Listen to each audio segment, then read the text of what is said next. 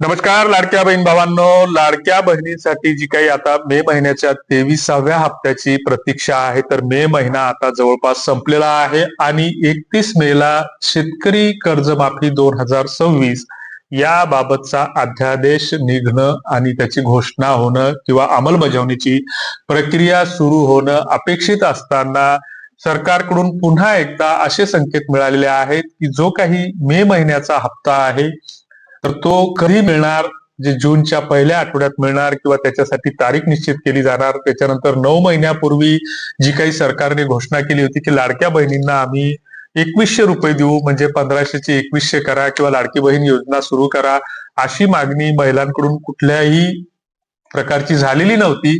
मात्र सरकारने ही घोषणा स्वतःहून केली होती.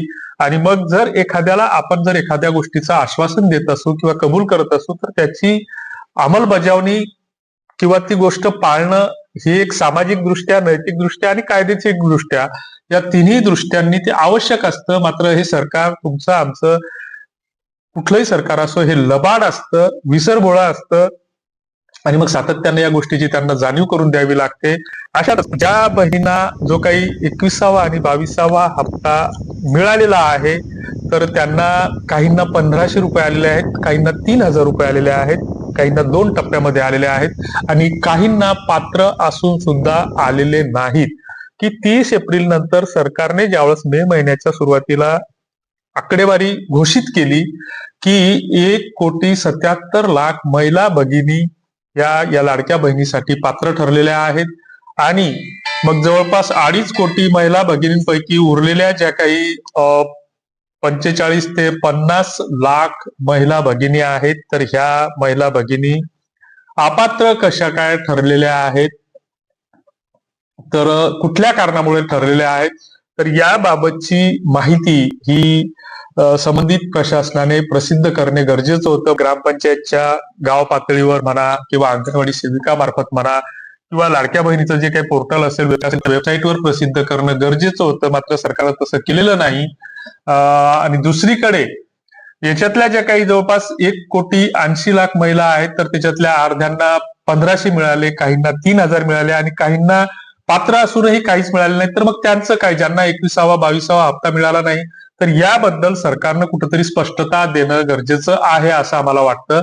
आणि या संदर्भात सरकारला जे काही 2-3 प्रश्न आपल्याला विचारायचे आहेत की ज्या बहिणी अपात्र ठरल्यात, तर ज्या 50 ते 60 लाख महिला भगिनी किंवा 70 लाखाच्या आसपास ज्या काही तुम्ही अपात्र ठरवलेल्या आहेत, तर त्या कुठल्या कारणामुळे ठरवलेल्या आहेत हे जाणून घेणं त्यांचा कायदेशीर अधिकार आहे.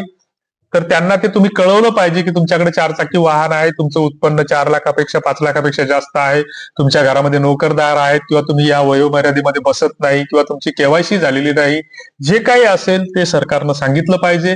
दुसरीकडे आपण ही सरकारला विचारणा केली पाहिजे की तुम्ही जे 2100 रुपये कबूल केले होते तर ते कधी देणार. तिसरी गोष्ट अशी की तुम्ही घोषणा करता की लाडक्या बहिणीचा 21वा हप्ता आज रिलीज झाला, 22वा हप्ता रिलीज झाला, 23वा हप्ता खात्याला जमा होणं व्हायला सुरुवात झालेली आहे.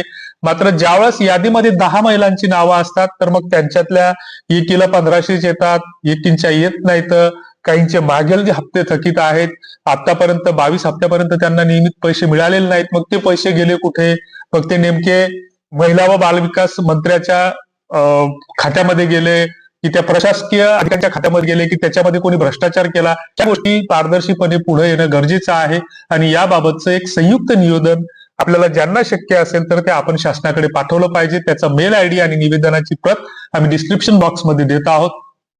तुम्हाला तुमचं नाव टाकायची भीती वाटत असेल तर तुम्ही अन्य तुमच्या कुठल्याही नावाने किंवा निनावी ह्या मेल आयडी तुम्ही त्या शासनाकडे आपण पाठवण्याचा प्रयत्न करू, पाठपुरावा करण्याचा प्रयत्न करू. तुम्हाला याबद्दल काय वाटतं ते कॉमेंट बॉक्समध्ये नक्की लिहा. धन्यवाद.